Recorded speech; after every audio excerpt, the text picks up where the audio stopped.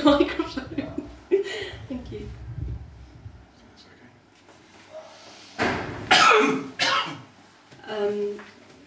My next one is a combination of my love of baking and the terrifying moments of having to bake and cook and do everything for my family, who are always arguing, and normally my baking stops them mid-flow, hopefully. And it's called Icy Cover Up. Creamy frosting makes anything look good. The uneven edges, the dips, the lumps, the wound where the knife slid in, testing, coming out cleanly, the finger gingerly probing its fate. We want to know if we can touch and not leave a mark. Does it spring our abuse back out again, unscathed by taunting? Frosting, it makes everything unblemished, virginal. But you'd sooner forget the arduous struggle when it's really the textures, the burnt bits, the bumps, the walls and eddies, which leave a delicious memory. But the frosting, it covers up a million mistakes, set before my approving family.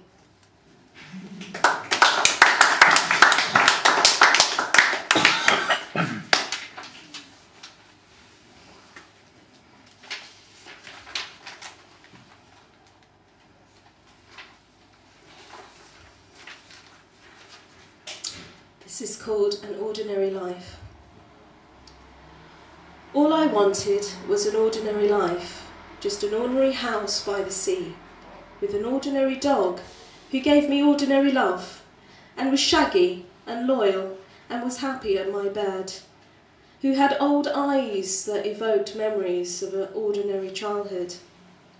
All I wanted was an ordinary job, which rewarded me not with a gold card or came with a sports car, but made me smile and deeply thankful to have shared and helped every night an ordinary one, fitful night's sleep pervading a good deed done.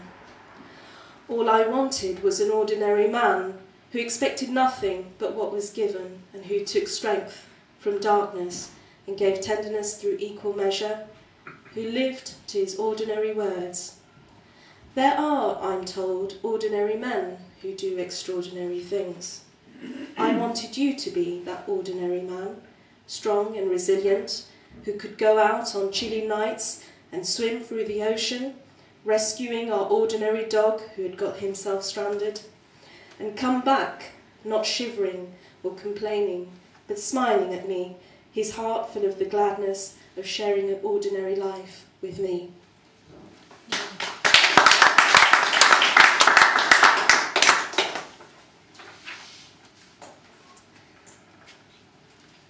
Okay, this poem is called Wallpaper.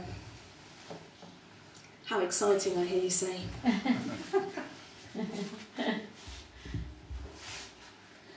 The wall spoke to her in many tongues, pressing her ear to it like a flower. She heard sensual singing and Creole lullabies, lovers sighing, children's laughter, African bedtime stories. Then the others came rushing, wanting to be heard, saturating the concrete, making the wallpaper throb, their noise filling her head like a swarm of flying ants. She took one last look at the room, the faded yellow wallpaper, gaped open at the edges like dead fish mouths. She closed the door quietly and pushed the key through the flap. 10 weeks the house stood empty. Then one joyful morning, a young family moved in. A little girl made a yellow room hers. The wallpaper skipped a beat.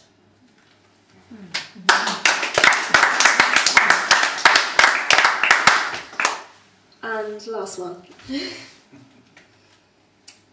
It's called 3 White Hairs. And this microphone is going down again. Try, sorry.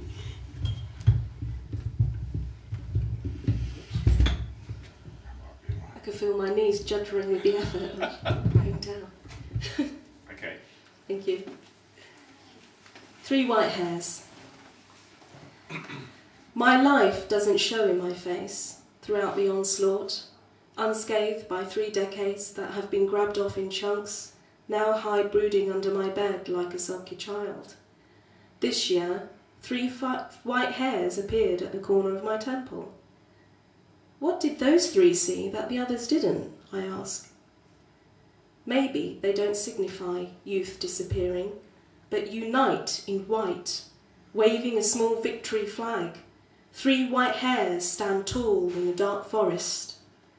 3 white stripes, an award for bravery. Those 3 remind me what I survived, why I lost you. Daddy's girl was drowned as my unborn child in the glint of your dull wedding band.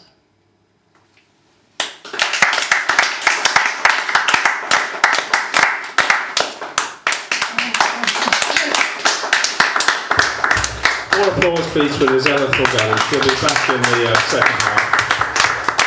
And, I don't know about her baking, but her poetry was really cooking there, so nice. Okay.